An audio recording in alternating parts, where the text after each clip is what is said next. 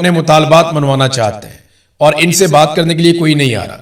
میتیں جو ہیں وہ وہاں پہ موجود ہیں. اس کے باوجود حکومت میں بہت بے حسی ہے. عاصم منیر صاحب آئے, شہباز شریف صاحب آئے, پرائیویٹ جیٹس کے اندر آئے, لیکن ان لوگوں کو ملے نہیں, ان کے مطالبات سنے نہیں, کیونکہ معاملہ بڑا سنگین نوعیت کا ہے. اور یہ چیزیں میں آپ کے سامنے رکھ دیتا ہوں. بی بی سی نے اس کے اوپر لکھ دیا باقاعدہ. پاکستان کے میڈیا کو تو لکھنے کی کوئی اجازت ہی نہیں ہے. نہ پاکستان کا میڈیا لکھ سکتا ہے, نہ ٹی وی چینلز کے اوپر بول سکتا ہے. اور پاکستان میں جو بھی صحافی اس کو رپورٹ کرے گا اس کے ساتھ کیا ہوگا, جو سہراب برکت کے ساتھ ہوا, جو اس وقت رضی طاہر کے ساتھ ہو رہا ہے, یا جو احمد فرحات کے ساتھ ہوا. یہ حساس ترین معاملات ہیں اور ان پہ بات کرنا بہت ضروری ہے. اگر آپ بات نہیں کریں گے تو پاکستان کا نقصان ہوگا. اگر آپ بات کریں گے تو پاکستان کے ریاستی ادارے آپ کا نقصان کر دیں گے, اور وہ لگاتار ایسا کرتے چلے آئے. صحافیوں نے اس کو پہلے بھی بہت بھگتا ہے, ابھی بھی بھگت رہے ہیں, لیکن انشاءاللہ اس کا مقابلہ کریں گے. اب صورتحال آپ یہ دیکھیں, بی بی سی رپورٹ کر رہا ہے. بی بی سی یہ بتاتا ہے کہ یہ مختلف لوگوں کے انٹرویو کیے انہوں نے. شمس رحمان سمیت دھرنے کے شرکا کا موقف ہے کہ ایک دو ٹینکیوں کی حفاظت کے لیے ہمارے پیاروں کی ایک بہت بڑی تعداد کو مناسب انتظامات اور تیاری کے بغیر ضلع کے مختلف علاقوں میں بھیج دیا گیا. جبکہ اپنے بھائی آصف خان کی لاش کے ساتھ دھرنے میں شریک صابر خان نے دعویٰ کیا کہ ہمارے پیارے چیخ چیخ کر کہہ رہے تھے کہ ہمیں گولیاں پہنچا دو, لیکن وہ نہیں پہنچائی جا سکی, جس کی وجہ سے وہ سارے موت کے منہ پر چلے گئے.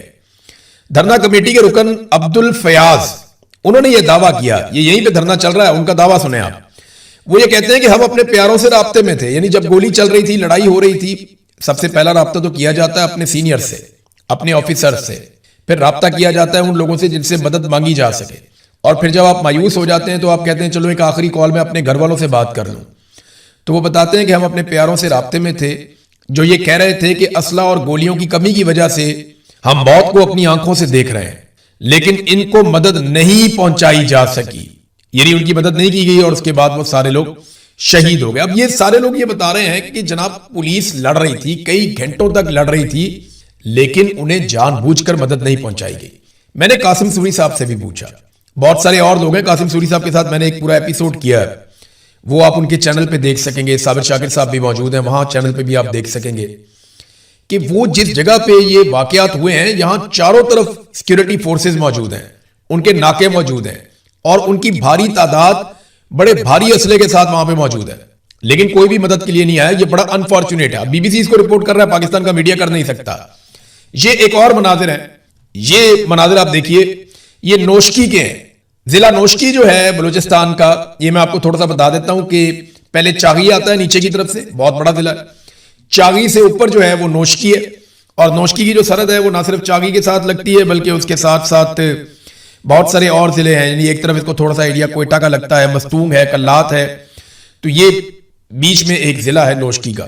اب وہاں کے مناظر آ رہے ہیں کہ بی ایل اے والے پولیس کی گاڑیوں میں شہر کا گشت کر رہے ہیں. یعنی جو سرکار نے گاڑیاں لے کر دی ہیں پولیس کو, ان گاڑیوں پہ قبضہ کر لیا بی ایل اے نے, اور وہ شہر کا گشت کر رہے ہیں. کون کرے گا پاکستان کی حفاظت؟ کیسے ہوگی پاکستان کی حفاظت؟ دہشت گرد آتے ہیں, جس چیز کا دل کرتا ہے وہ لے کر چلے جاتے ہیں, جس سڑک پہ دل کرتا ہے وہ ناکے لگا دیتے ہیں. اور نمٹنے کا فارمولا ہمارا کئی دہائیوں سے یہی ہے کہ ایک نئی پراکسی ہم بنا دیتے ہیں, ایک نئی طاقت ہم کھڑی کر دیتے ہیں, اس طاقت سے ہم تھوڑے بہت نتائج حاصل کرتے ہیں, اگلے دن وہ طاقت ہمارے گلے پڑ جاتی ہے. تو ریاست کی رٹ کہیں بھی نہیں ہے. اور مجھے بڑے افسوس کے ساتھ ایسا کہنا پڑتا ہے کہ مجھے ایسا لگ رہا ہے کہ شاید بلوچستان میں کوئی یہ چاہتا نہیں ہے کہ ریاست کی رٹ قائم ہو یا امن و امان پیدا ہو جائے. کیونکہ اگر بلوچستان میں مکمل امن و امان ہو گیا تو وہاں کے لوگ کہیں گے کہ صحت دو, تعلیم دو, معدنیات کا حساب دو, کتنی معدنیات نکل رہی ہیں, کون سا ملک لے جا رہا ہے, ہمیں بتایا جائے کہ اس میں سے کتنا مال نکلتا ہے, ہمارا حصہ کتنا ہے. پھر وہ سارا کچھ پوچھیں گے, وہ جواب مانگیں گے. جب وہ جواب مانگیں گے تو آپ جواب دینا نہیں چاہتے, لہذا ان کو الجھا کر رکھو قتل و غارت گیری میں. سب سے آسان طریقہ یہی ہوا سوڈان میں, یہی ہوا افریقہ میں, دنیا میں جہاں پہ بھی معدنیات نکلتی ہیں دو طرح کے نتائج آتے ہیں. یا تو وہ لوگ بہت خوشحال ہو جاتے ہیں, یا جہاں پہ معدنیات نکلتی ہیں وہ لوگ برباد ہو جاتے ہیں. خوشحال وہ لوگ ہو جاتے ہیں جو حصے دار بن جاتے ہیں, اور برباد وہ لوگ ہو جاتے ہیں جن کے اوپر طاقتور آ کر مسلط ہو جاتے ہیں کہ ہم نے اب یہ معدنیات نکالنی ہے, ان کو آپس میں لڑاؤ چھوٹی چھوٹی باتوں پہ. تو وہاں پہ ایسی پراکسیز تیار کی جا رہی ہیں جو لگاتار آپس میں لڑتی چلی جا رہی ہیں. تو کل آپ چاغی کے مناظر دیکھ رہے تھے, آج آپ نوشکی کے مناظر دیکھ رہے ہیں اور میں حیران ہو رہا ہوں دیکھ کر کہ ریاست کدھر گئی. وہ پولیس والوں کی گاڑیوں میں بیٹھ کے وہاں پہ گشت کر رہے ہیں. اور سرکار کیا کر رہی ہے؟ سرکار گونگلوں سے مٹی جھاڑ رہی ہے. یہ مکمل طور پہ ایک فیلئر ہو چکا ہے. یہ بات آپ یاد رکھیے گا. میں آپ کو آنے والے دنوں میں بہت سارے ثبوت اور بہت ساری چیزیں دکھانے والا ہوں. مکمل فیلئر ہو چکا ہے. اور یہ بات پاکستان کی ملٹری اسٹیبلشمنٹ کو اور موجودہ رجیم کو پتہ بھی چل گئی ہے کہ ان کے ہاتھ پاؤں پھولے ہوئے. انہیں بالکل سمجھ نہیں آ رہی کہ یہ سارا الزام اٹھا کر کس پہ ڈالیں. عمران خان گزشتہ 3 سال سے جیل کے اندر بند ہے. کوئی اپوزیشن موجود نہیں ہے. پاکستان تحریک انصاف نے گزشتہ 1.5 سال سے کسی قسم کا احتجاج ہی نہیں کیا. یعنی 26 نومبر 2024 کو ان کا آخری احتجاج ہوا تھا. 2025 میں ان کو فری ہینڈ ملا. 2026 میں ان کو فری ہینڈ ملا. تو تحریک انصاف نے کوئی احتجاج نہ کر کے بھی ان کو فری ہینڈ دیا.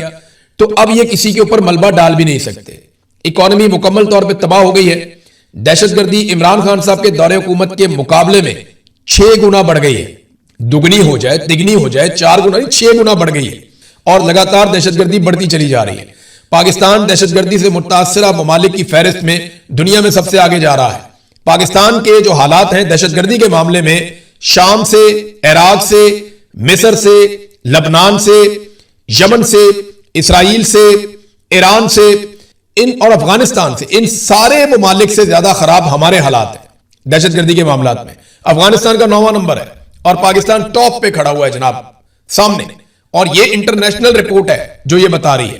اور عاصم منیر صاحب کی جو پرائمری ڈیوٹی تھی وہ یہی تھی. اب گونگلوں سے مٹی جھاڑنے کے لیے حکومت نے فیصلہ کیا کہ کچھ وزراء کو رد و بدل کر دیا جائے. یعنی ایک وزیر کے کپڑے اتار کے دوسرے کو پہنا دیں گے، دوسرے کے اتار کے تیسرے کو پہنا دیں گے. میں بھی محسن نقوی کا دل کر رہا ہو وزیر خارجہ بننے کا، تو اس کا یونیفارم پہنا دیا جائے گا کسی اور کو، اور وزیر داخلہ کوئی اور بن جائے گا، اور وزیر خارجہ کے کپڑے اتار کے محسن نقوی کو پہنا دیے جائیں گے. بہت ممکن ہے، بہت ممکن ہے. یہ کھیل ایسے ہی کھیلتے ہیں، رد و بدل کر رہے ہیں. کچھ نئے چہروں کو کہتے ہیں جی شامل کیا جائے گا، اور وزیر اعظم نے کوئی مشاورت مکمل کر لی. یہ سب دھوکہ ہے، سب دھوکہ ہے. پی ایم ایل این نے اپنی ساری طاقت لگائی ہے، اپنے سارے لوگ اس کے اندر لگائے، لیکن کیونکہ عوام کی جانب سے کوئی لیجٹمیسی نہیں تھی، عوام کی جانب سے ان کو ووٹ نہیں ملے ہوئے تھے، عوام کا مینڈیٹ اور عوام کی سپورٹ ان کے ساتھ نہیں تھی، اس لیے یہ ہر میدان میں فیل ہو گئے، یہ کامیاب ہو نہیں پائے. اور عاصم منیر صاحب اور ان کی پوری ٹیم مکمل طور پہ فیل ہو چکی ہے. اب دیکھنا یہ ہے کہ یہ سرنڈر کب کرتے ہیں، کیونکہ انہیں آئیڈیا ہو گیا اگر حالات یہی چلے نا تو ایک دن ایسا آئے گا کہ یہ تنخواہ دینے کے بھی قابل نہیں رہیں گے. 20 ارب روپے سے زیادہ ایک دن میں پاکستان نے قرضہ لیا ہے. اتنا قرضہ پاکستان نے تاریخ میں کبھی نہیں لیا جتنا قرضہ ان 4 سالوں میں عاصم منیر صاحب کے دور میں پاکستان نے لے لیا. پاکستان کے تمام آرمی چیف مل کر اتنا قرضہ نہیں لے سکے جتنا قرضہ اکیلے عاصم منیر صاحب نے لے لیا. اور اس کا نتیجہ کیا نکلا کہ پاکستان پہ بوجھ پڑ گیا، پاکستان کو فائدہ کوئی نہیں ہوا. تو عاصم منیر صاحب اور ان کی ساری ٹیم مکمل طور پہ ناکام ہو گئی. اور سونے پہ سہاگا یہ ہے کہ جس آدمی کو توڑنے کے لیے پاکستان کو اس بربادی کی انتہا تک پہنچایا گیا وہ آدمی عمران خان ان سے پھر بھی نہیں ٹوٹا. یہ سونے پہ سہاگا ان کے لیے. یہ ان کے لیے جو ہے وہ زیادہ بڑی مصیبت یہ ہے کہ اتنا سارا کچھ گوا دیا، ملک کا بیڑا غرق کر دیا، ادارے کی عزت داؤ پہ لگا دی ایک آدمی کو توڑنے کے چکر میں، اور وہ آدمی ان سے اب تک نہیں ٹوٹا. تو شرمندگی اور شکست اپنی جگہ پہ ہے، ملک کی تباہی الگ ہو گئی. یہ انہوں نے کیا پاکستان کے ساتھ.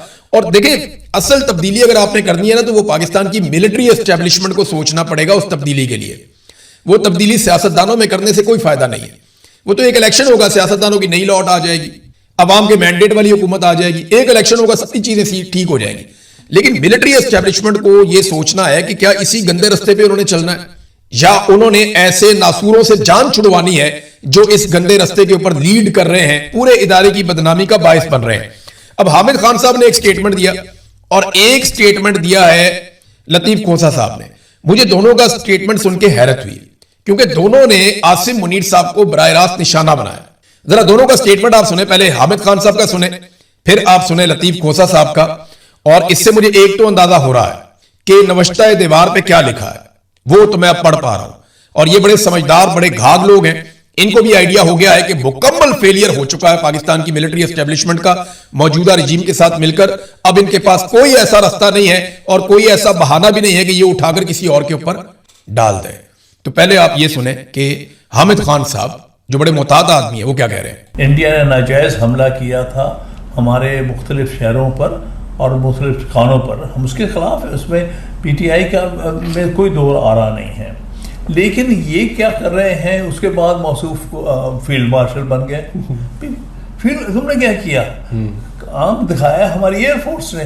یا تو اس کے ہیڈ کو فیلڈ مارشل بناتے خود کی، اور پھر اس کے بعد اس کا فائدہ اٹھا کے آئینی ترمیم کر کے 5 سال کے لیے اپنے آپ کو ایک نیا آفس پر بٹھا لیا.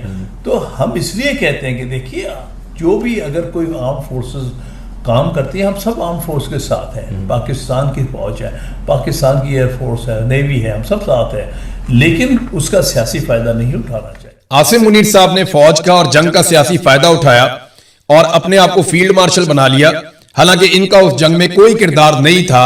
اصل میں تو ایئر فورس نے لڑائی لڑی تھی، لیکن انہوں نے سیاسی فائدہ اٹھایا اور آئینی ترمیم کے ذریعے سے اپنے آپ کو نہ صرف فیلڈ مارشل بنا لیا بلکہ 5 سال کے لیے نوکری پہ اپنے آپ کو دوبارہ بٹھا لیا. یہ حامد خان صاحب ہیں. اب سنیں لطیف کھوسا صاحب ہیں، وہ کیا کہہ رہے تھے، یہ سنیں آپ. تو تینوں افواج کے جو سربراہان ہیں ان کا بھی، اور صدر صاحب کہتا ہے تا حیات استثناء ہے، یعنی وہ مرنے کے بعد بھی ان سے کوئی نہیں پوچھ سکتا. وہ آئین کو توڑ دیں، آرٹیکل 6 کدھر گیا؟ آئین کدھر گیا؟ آرٹیکل 6 تو کہتا ہے جو بھی کھلواڑ کرے گا آئین کے ساتھ اس کو سزائے موت ہوگی.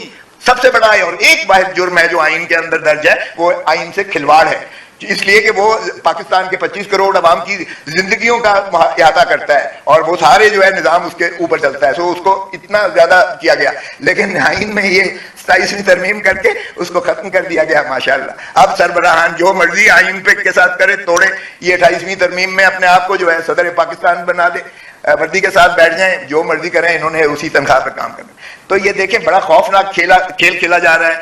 یہ ابھی اور بھی انہوں نے باتیں کی ہیں، بڑا کھل کے بڑا وضاحت کے ساتھ انہوں نے کہا جی کہ یہ جو استثناء لیا گیا ہے، یہ استثناء آئین کے مطابق ہے ہی نہیں، کیونکہ یہ آئین کے آرٹیکلز کی خلاف ورزی ہے. میں پہلے بھی آپ کو کہہ چکا ہوں کہ پاکستان کا جو پورا آئین ہے وہ قرارداد مقاصد کے اوپر کھڑا ہے. اور قرارداد مقاصد کیا ہے کہ ملک کے آئین میں کوئی ایک بھی ایسی چیز شامل نہیں کی جا سکتی جو اسلامی شریعت کے خلاف ہو یا اسلامی اصولوں کے خلاف ہو. تو یہ تو اسلام ہی نہیں مانتا استثناء میں. نبی اکرم صلی اللہ علیہ وآلہ وسلم نے اپنی صاحبزادی کے لیے بولا، وہاں بھی استثناء نہیں تھا کہ اگر میری بیٹی بھی ایسا کرتی تو میں ہاتھ کاٹ دیتا.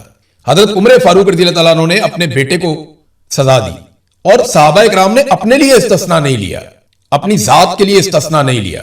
حضرت عمر فاروق سے وہاں پہ پوچھا کہ بھئی یہ کرتا آپ کا، یہ دوسری چادر کہاں سے آئی؟ انہیں جواب دینا پڑا. لیٹ ہو گئے مسجد میں تو وہاں پوچھا گیا کہ بھئی ہم انتظار نہیں کر سکتے آپ کا، جواب دینا پڑا. تو جب خلفائے راشدین جواب دے تھے تو پھر یہ کون لوگ ہیں؟ یہ اسلامی اصولوں کے بھی خلاف ہے کہ آپ نے آئین میں ایک ایسی شک شامل کر دی ہے جو اسلامی روح سے متصادم ہے.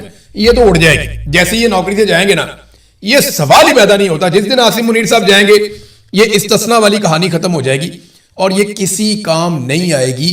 یہ پورا پاکستان کیا دنیا کا ہر آدمی جانتا ہے، اور جو قانون کا چھوٹا سا طالب علم ہے نا اس کو بھی آئیڈیا ہے کہ اس استثناء کے پیچھے ہے کیا. تو حامد خان صاحب نے اور لطیف کھوسا صاحب نے جو باتیں کی ہیں نا، اس سے مجھے آئیڈیا ہو گیا ہے کہ ملٹری اسٹیبلشمنٹ کے حالات ان دونوں نے بھی پڑھ لیے ہیں اور باقی لوگوں نے بھی پڑھ لیے ہیں. جو کشمیر میں ہو رہا ہے وہ ایک بہت بڑی شرمندگی ہے.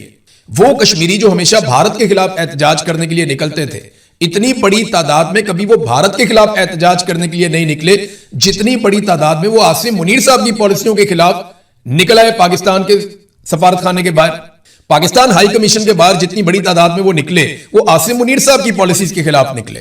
وہ نریندر مودی کی پالیسی کے خلاف اتنی بڑی تعداد میں نہیں نکلے جتنے عاصم منیر صاحب کی پالیسی کے خلاف نکلے. یہ ساری چیزیں پاکستان کے اداروں کو کیلکولیٹ کرنی پڑے گی کہ صرف ایک آدمی کی نوکری، اس کے استثناء، اس کی ضد کے لیے، اس کے مفاد کے لیے یا اس کو بچانے کے لیے کیا پورے پاکستان کے اداروں کی قربانی دی جا سکتی ہے؟ سوال ہے. اس کا جواب اپنے گریبان میں دیکھ کر خود ہی پوچھ لینا چاہیے، اپنے آپ سے پوچھ لینا چاہیے. ملک کیوں نہیں چل رہا، اس کی وجوہات بھی ہیں. دیکھیں میں آپ کو ایک خبر بتاتا ہوں، یہ سادی سی خبر ہے لیکن اس کے اندر بہت ساری چیزوں کا جواب ہے. ایف بی آر میں اربوں روپے کی ٹیکس بے ضابطگیاں ہوئی ہیں اور کم وصولیاں کی گئی ہیں. باقاعدہ نشاندہی کی گئی تھی آڈٹ رپورٹ کے اندر، اور اس میں یہ کہا گیا تھا کہ 223 ارب 34 کروڑ کی ریکوری کرنی ہے، اس کی نشاندہی کی گئی تھی. لیکن اس میں ریکوری کتنی ہوئی؟ 43 ارب کی، یعنی 350 ارب سے زائد کی ریکوری ایف بی آر نے کی نہیں. اور یہ ایک کہانی نہیں ہے، ہر جگہ پہ کھانا خراب ہو گیا ہے. انہوں نے کیا یہ ہے کہ عوام کو ہر جگہ پہ کٹ لگایا، عوام کے اوپر زیادہ ٹیکسز لگائے، बिजली के अंदर अवाम को रोल के रख दिया, गैस के अंदर अवाम को रोल के रख दिया, और साथ साथ पेट्रोल से इन्होंने अवाम की जेबें काटी। और जो जगह जहां इनका दाव लगा इन्होंने अवाम को लूटा। कभी शुगर माफिया के साथ मिलकर, कभी गंदम माफिया के साथ मिलकर, कभी आटा माफिया के साथ मिलकर, हर माफिया के साथ मिलकर इन्होंने अवाम की जेबें काटी और अपनी जेबें इन्होंने भरी हैं। मिसाल के तौर पे 4 साल पहले सेनेट चलाने का जो खर्चा था 5 अरब रुपए था इमरान खान साहब के दौरे हुकूमत में, और इस बजट में वो खर्चा 10 अरब रुपए रखा गया, यानी दुगना कर दिया 4 साल में। इनको तो चाहिए था कम करते ना। शहबाज शरीफ ने कहा था कि हम खर्चा बचा रहे हैं, हम कफायत शारी की एक मुहिम चला रहे हैं। तो जिस वक्त ये कफायत शारी कर रहे हैं तो इमरान खान साहब के दौर का 5 अरब का खर्चा बढ़ा के 10 अरब कर दिया इन्होंने। कौमी असेंबली का खर्चा 8 अरब रुपए था, अब उसको बढ़ाकर 17 अरब रुपए कर दिया गया। एमएनए की तनख्वाह 1,88,000 रुपए से बढ़ाकर 5,19,000 रुपए कर दी गई। बाकी सारी तनख्वाहें आपके सामने। पंजाब में इन्होंने कैसे बढ़ाई? वो सिर्फ एक सूबा है खैबर पख्तूनख्वा, जहां पाकिस्तान तहरीके इंसाफ के वर्कर ने नहीं बढ़ने दी, वरना वो भी तबाही फेर देते। तो इनकी तवज्जो इस तरफ नहीं है। वो तो इमरान खान साहब ने अपने वर्कर को ट्रेन ही ऐसा किया कि वो अपनी पार्टी के भी खिलाफ खड़ा हो जाता है। तो तरजीहात जब ये है ना तो तबाही इसी नौयत की आएगी। एक और बड़ी अजीब चीज मैं आपको बताता हूं। समा टीवी है और ये इसके मालिक हैं अलीम खान साहब, आईपीपी वाले, और उनको हुकूमत भी बनाकर दी गई गिलगित बल्तिस्तान में पीपल्स पार्टी के साथ मिलाकर, और बहुत मुमकिन है कि आज़ाद कश्मीर में भी ऐसा ही एक खेल खेला जाए। अब अलीम खान साहब का चैनल जो है ना वो मरियम नवाज की हुकूमत की मंजी ठोक रहा है, और वो लिख रहे हैं जनाब कि लाहौर में हर तरफ कचरे के ढेर हैं, सीवरेज तबाह हो गई है, पंजाब हुकूमत कुछ हमारा सोच ले, अवाम फरियाद कर रही है, बेड़ा गर्क करके रख दिया। तो ये समा टीवी चला रहा है। क्यों चला रहा है? आप समझदार हैं, या तो कोई काम फंस गया होगा, कोई एनओसी फंस गया होगा, या मरियम नवाज की हुकूमत कोई बात नहीं मान रही होगी, या किसी जगह पे कुछ साबित करना चाहते हैं, थोड़ी बहुत क्रेडिबिलिटी। देखिए मैं एक चीज आपको फिर क्लियर कर दूं कि ये डूबेंगे तो इकट्ठे ही डूबेंगे। फील्ड मार्शल आसिम मुनीर के बगैर नवाज शरीफ और जरदारी का काम नहीं चलना। उनको बहुत लंबा झटका लगेगा, कम से कम उनको सियासत में 5 से 10 साल का नुकसान होगा दोनों को, क्योंकि आसिम मुनीर साहब गए और फौज ने इनका हाथ छोड़ दिया, तो अवाम ने तो पहले ही छोड़ दिया, तो इनको रिकवर करते करते 5 से 10 साल लग जाएंगे। इनको तो इस बात का आइडिया है। और फील्ड मार्शल का गुजारा इन दोनों के बगैर भी नहीं है, क्योंकि अगर इन दोनों ने फील्ड मार्शल का हाथ छोड़ दिया तो उनका हाथ थामने वाला और कोई है ही नहीं। तो ये एक दूसरे की इंश्योरेंस पॉलिसी है। फिलहाल ये एक दूसरे से दूर नहीं जाएंगे, जब ये डूबेंगे तो इकट्ठे ही डूबेंगे। और अब हालात वहां तक पहुंच गए हैं कि पाकिस्तान की हर चीज को इन्होंने वहां पहुंचा दिया कि किसी भी जगह पे वापसी का इनके पास कोई इम्कान नहीं है, सिवाय एक चीज के कि डोनाल्ड ट्रंप के जूते की छतरी अभी भी इनके ऊपर है और ये उसके साथ लटक के फिलहाल गुजारा कर रहे हैं। आखिर में नाज़रीन, क्योंकि मैंने ये जिम्मेदारी ली हुई है, मैं आपको बताता रहता हूं, मेरे बहुत सारे पुलिस वाले दोस्त भी हैं, तो रज़ादार को किसी किस्म का कोई प्रॉब्लम नहीं है। अगर मेरा कोई दोस्त परेशान है उसकी वजह से, और उसे ऐसा लगता है कि रज़ादार पे कोई सख्ती हो रही है, कोई डंडा चंडा मारा गया, या किसी जगह पे सोने नहीं दिया गया, या कोई सख्ती से इंक्वायरी की गई, तो बिल्कुल नहीं। वो बहुत मौज में, बड़े मजे में है, बहुत इंजॉय कर रहा है, बल्कि उसको यकीन दिलाया गया है कि बेफिक्र रहें, हम केस को इस तरीके से हैंडल कर रहे हैं कि जल्दी ही आप पहुंच जाएंगे, आप वापस पहुंच जाएंगे अपने घर, बस मामला थोड़ा ठंडा होने दें। 1-2 बड़ी खबरें आएंगी और उन बड़ी खबरों के बीच में रज़ादार की जमानत हो जाएगी।